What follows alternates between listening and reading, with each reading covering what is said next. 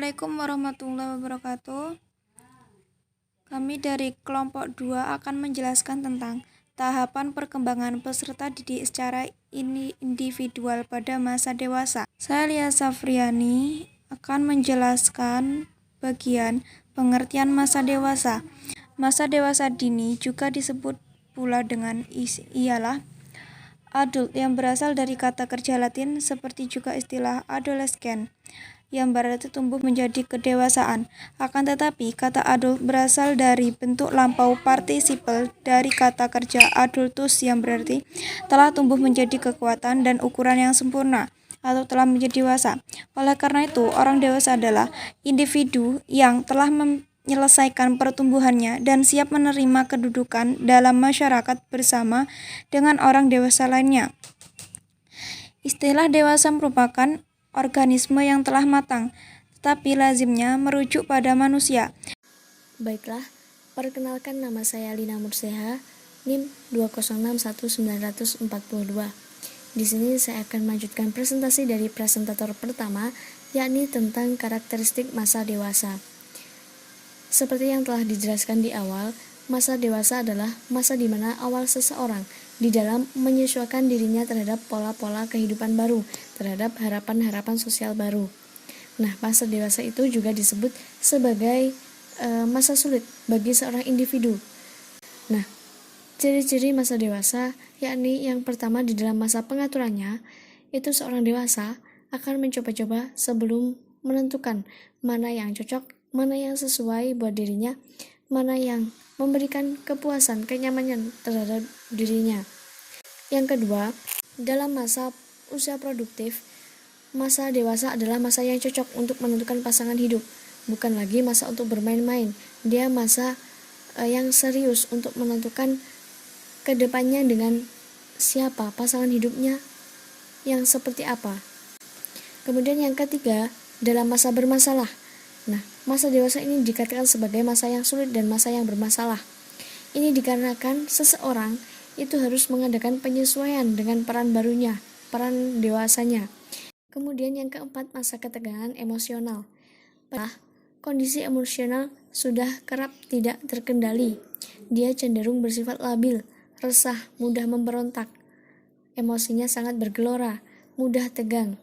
Kemudian yang kelima, masa keterasingan sosial.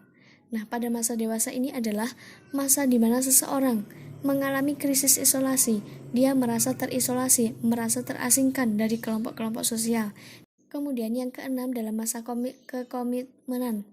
Nah, pada masa ini, setiap individu nantinya akan mulai sadar betapa pentingnya sebuah komitmen dalam diri.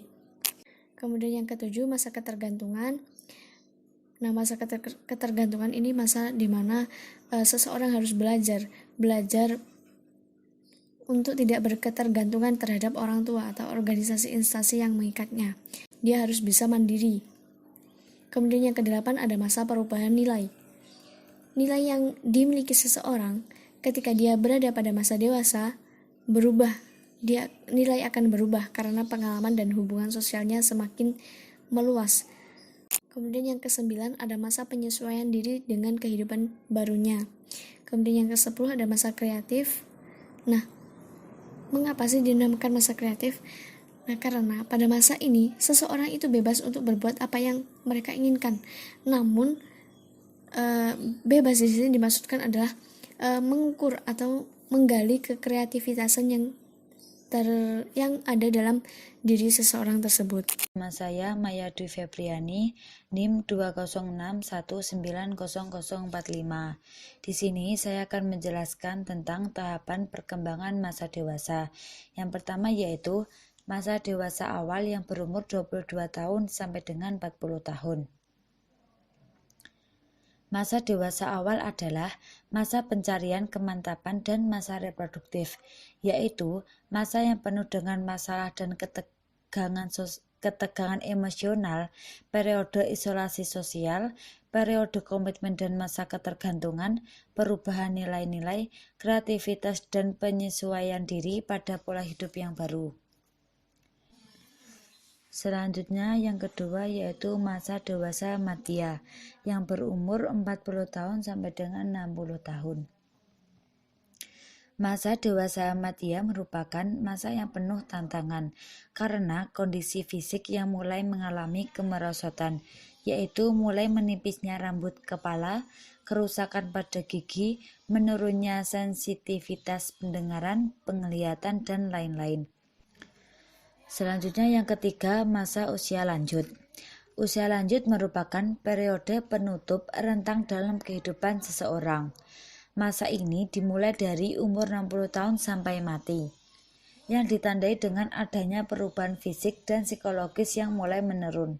Perkenalkan, nama saya Mas Wihatul Hasanah, NIM 2061944. Saya di sini akan menjelaskan fase-fase perkembangan masa dewasa. Yang pertama yaitu struktur dalam rentang kehidupan. Teori pertahapan biasanya banyak dikenal mulai zaman dulu. Kehidupan orang dibagi menjadi fase-fase tertentu. Pembagian dalam fase kehidupan kebanyakan mempunyai satu sifat normatif. Bila hal tersebut tidak dimaksudkan demikian, namun masih sering dipakai sebagai standar tingkah laku.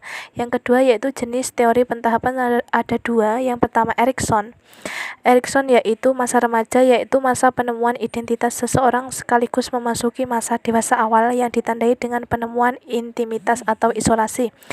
Yang B yaitu Levinson, mempelajari fase-fase hidup manusia.